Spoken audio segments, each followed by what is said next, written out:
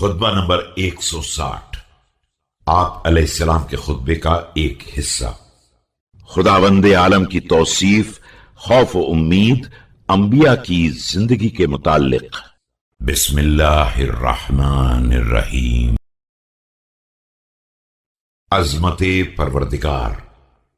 امره قضاء وحکمہ ورضاہ امان ورحمہ یقضی بعلم ویعفو بحلم۔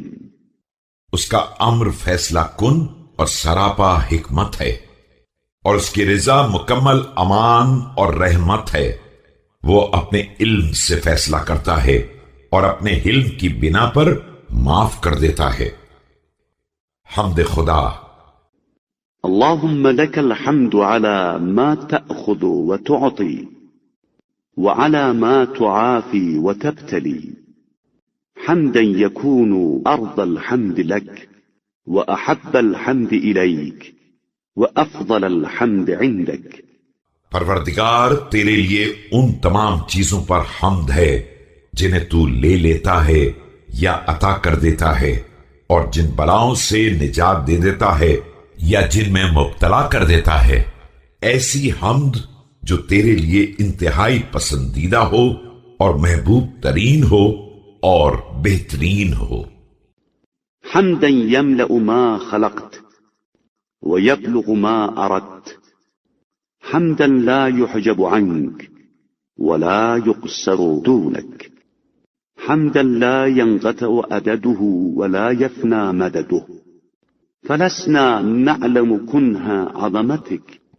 ایسی حمد جو ساری کائنات کو مملو کر دے اور جہاں تک چاہے پہنچ جائے، اور ایسی حمد جس کے سامنے نہ کوئی حاجب ہو اور نہ تیری بارگاہ تک پہنچنے سے قاصر ہو۔ وہ حمد جس کا سلسلہ رک نہ سکے اور جس کی مدت تمام نہ ہو سکے۔ ہم تیری عظمت کی حقیقت سے باخبر نہیں ہیں، إلا أننا نعلم أنك حي قيوم لا تأخذك سنة ولا نوم، لم ينته إليك نظر ولم يدركك بصر، أدركت الأبصار وأحصيت الأعمار وأخذت بالنواصي والأقدام۔ لیکن یہ جانتے ہیں کہ تو ہمیشہ زندہ ہے اور ہر شے تیرے ارادے سے قائم ہے۔ تیرے لیے نہ نیند ہے اور نہ اونگ، نہ کوئی نظر تجھ تک پہنچ سکتی ہے اور نہ کوئی نگاہ تیرا ادراک کر سکتی ہے۔ تو نے تمام نگاہوں کا ادراک کر لیا ہے اور تمام اعمال کو شمار کر لیا ہے۔ ہر ایک کی پیشانی اور قدم سب تیرے ہی قبضے میں ہیں۔ وما الذي نرى من خلقك ونعجب له من قدرتك ونصفه من عظيم سلطانك وما تغيب عنا منه وقصرت أبصارنا عنه۔ ہم تیری جس خلقت کا مشاہدہ کر رہے ہیں اور جس قدرت سے تعجب کر رہے ہیں اور جس عظیم سلطنت کی توصیف کر رہے ہیں، اور اس کی حقیقت کیا ہے، وہ مخلوقات جو ہماری نگاہوں سے غائب ہے اور جہاں تک ہماری نگاہ نہیں پہنچ سکتی ہے۔